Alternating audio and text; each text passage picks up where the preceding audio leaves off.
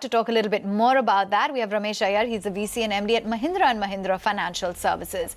Thank you so much for taking time out and joining in.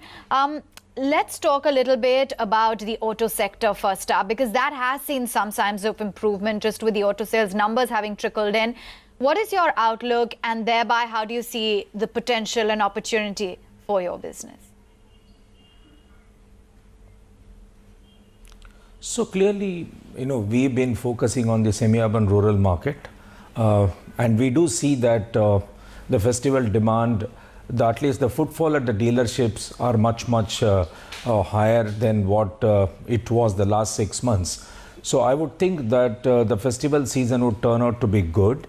And normally the second half for the rural market is always good, given the festival, given the harvest. And we have seen, of course, widespread rain, somewhere good, but somewhere not.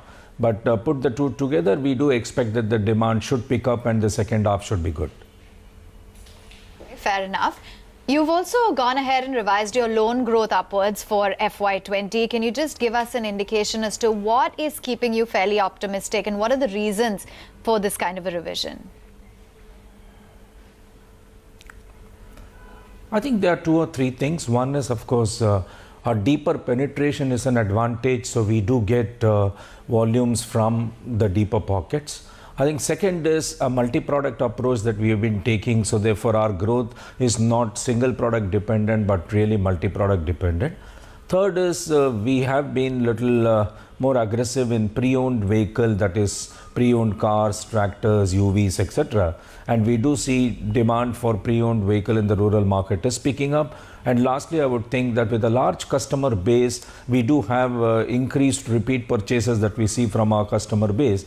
So put all the things together, I think that's what has guided us to look at a number different from what we thought at the beginning of the year. Right.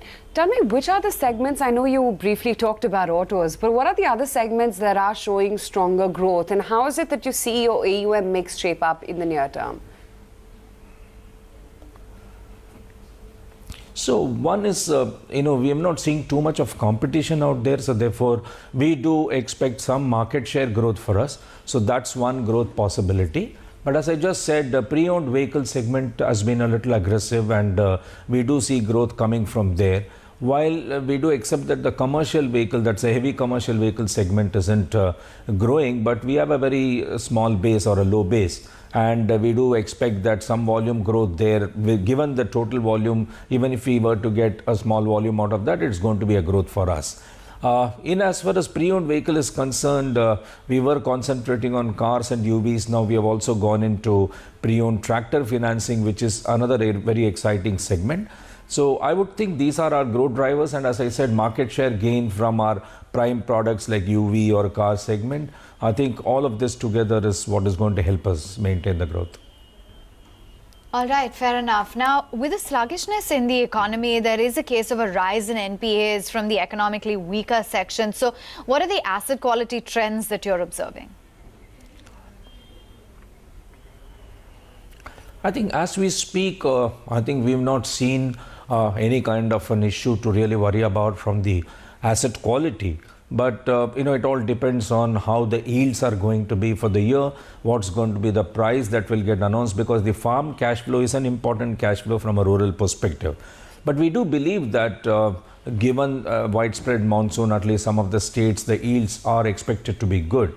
And we don't therefore see a spike in NPA. But there are some pockets where one could witness delay, but I've always maintained this, that delay is not necessarily a bad debt, and then as the season unfolds in the following season, the money does come back. But as we speak, we have not seen any kind of an alarming situation. Okay, fair enough. What about the rural picture? How are things shaping up on that front? Is the demand scenario, has that improved? Is that going to remain your focal area, as you said? So we've always said that our focus area is going to be semi-urban rural market.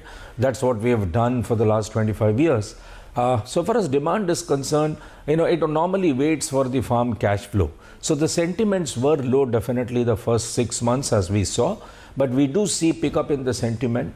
And we expect that the next 6 months with the festival and the harvest coming up, I think we should see some buoyancy in that market. And as I just at the beginning of the interview said, that the footfalls at the dealership have registered increase, that's an indication towards the sentiments changing positive.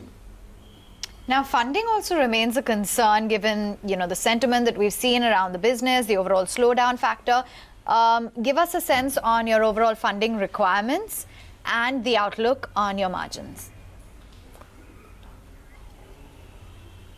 I think given our brand promoter backing and as well as a AAA rating, we've not had any anxious movement as far as our ability to raise funds are concerned. And we have always been a multi-product borrower.